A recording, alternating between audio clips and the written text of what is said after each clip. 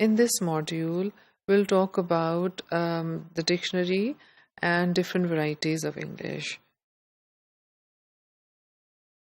Dictionaries influence how people make individual uses of a language.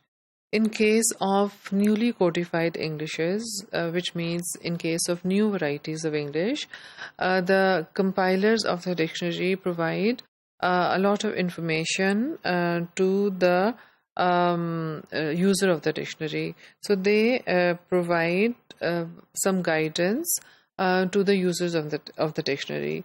Now, the amount of this guidance is determined by the designers or the compilers of the dictionary themselves.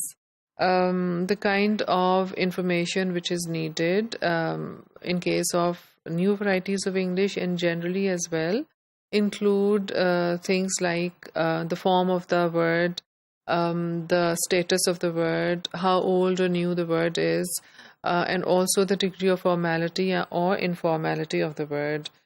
And so all this information is provided to the users of the dictionary in the forms of notes and labels for usage.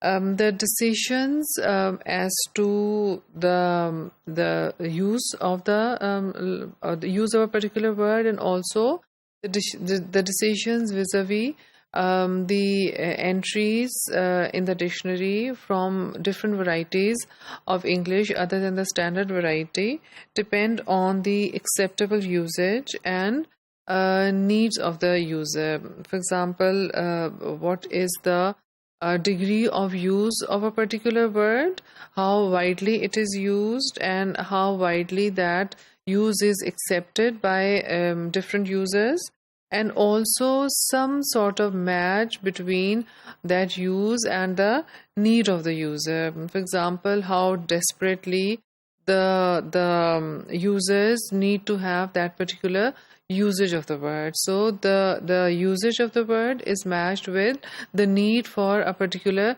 usage of the word in case of making new entries in the dictionary, entries from different varieties of English other than the standard varieties of English.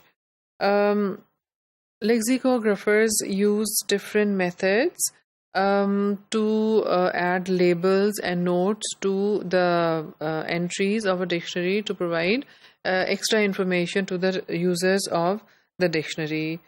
So the decisions as to what kind of information is to be provided to the users of the dictionary completely depends on the compiler of the dictionary. The number of usage labels, the type of usage labels, for example, what kind of information about a certain entry will be required by the reader of the dictionary, etc. All these decisions are made by the lexicographers.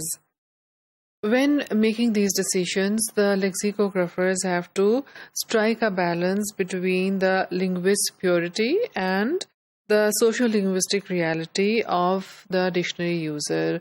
For example, the pure form of the language and how far they can stray from that pure form, and this straying from the pure form is made necessary by the by several pragmatic factors, the socio-linguistic factors, which make it essential, or which make that particular usage essential for a particular community.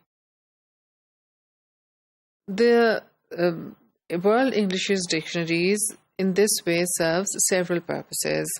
It can provide guidance on usage. For example, if it is a new word in the dictionary and generally people are not familiar with that entry, the dictionary can provide information, guidance on the usage of that entry, and more than serving the purpose of determining the identity of the users of the dictionary, the World English's dictionary is expected to address the need to communicate among the users of different varieties of Englishes.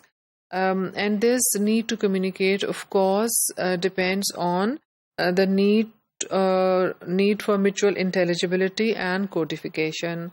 So if there's a need to communicate and a dictionary addresses this need, there's also a need for mutual intelligibility among the users of different varieties of English.